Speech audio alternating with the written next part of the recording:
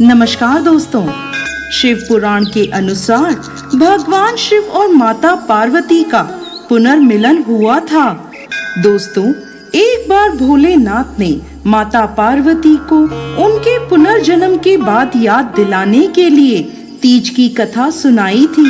भगवान शिव ने कथा सुनाते हुए कहा, पार्वती, तुम मुझे पति के रूप में पाना चाहती थी, जिसके लिए तुमने हिमालय पर्वत पर कठोर तप किया। तुमने सर्दी, गर्मी, बरसात आदि सभी कष्टों को सहा। इसे देखकर तुम्हारे पिता बेहद दुखी थे। एक बार भगवान विष्णु के कहने पर देवर्षि नारद तुम्हारे घर गए और उन्होंने तुम्हारे पिता से कहा कि विष्णु भगवान आपकी पुत्री से विवाह करना चाहते हैं। आपकी क्या राय है?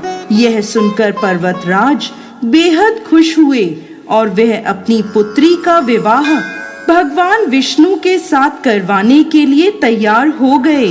यह समाचार नारद जी ने विष्णु भगवान को दिया, लेकिन जब ये बात तुम्हें पता चली तो तुम नाराज हो गईं, क्योंकि तुमने मेरे लिए घोर तप किया था और तुम मुझे मन ही मन अपना पति मान चुकी थी। यह बात तुमने अपनी सहेली को बताई, तब उसने तुम्हारी मदद करने के लिए तुम्हें एक घने वन में छुपा दिया।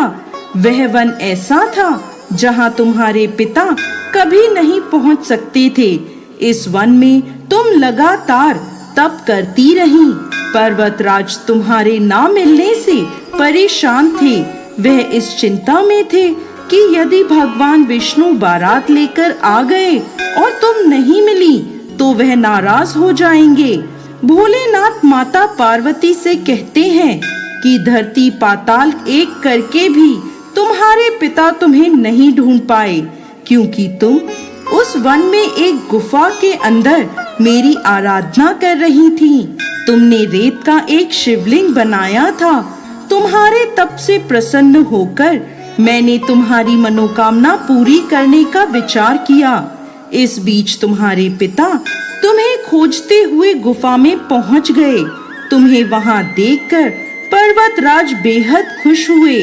तुमने अपने पिता से कहा कि तुमने मुझे अपना वर चुना है और इसके लिए घोर तप किया है, और आज यह तप सफल हो गया है।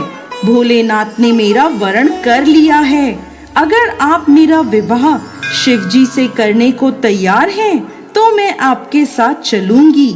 यह सुनकर पर्वतराज तुम्हारा विवाह मुझसे करने को तैयार हो गए। इसके बाद उन्होंने विधि विधान से हमारा विवाह संपन्न कराया। हे पार्वती, जिस तरह तुमने यह मेरा कठोर व्रत किया और हमारा विवाह संपन्न हुआ, उसी तरह यदि कोई स्त्री इस हरियाली तीज का व्रत पूरी श्रद्धा और निष्ठा से करेगी, तो मैं उसे मनवांछित वर प्रदान करूंगा और अखंड सौभाग्य का वरदान दूंगा। हे भोलेनाथ, इस कहानी को कहते, सुनते और हुंकार भरते सब पर कृपा करिएगा। इस दिन महिलाएं अपने पति की लंबी उम्र और अखंड सौभाग्य के लिए माँ पार्वती और भोलेनाथ की पूजा करती हैं। जय भोलेनाथ, जय माता पार्वती।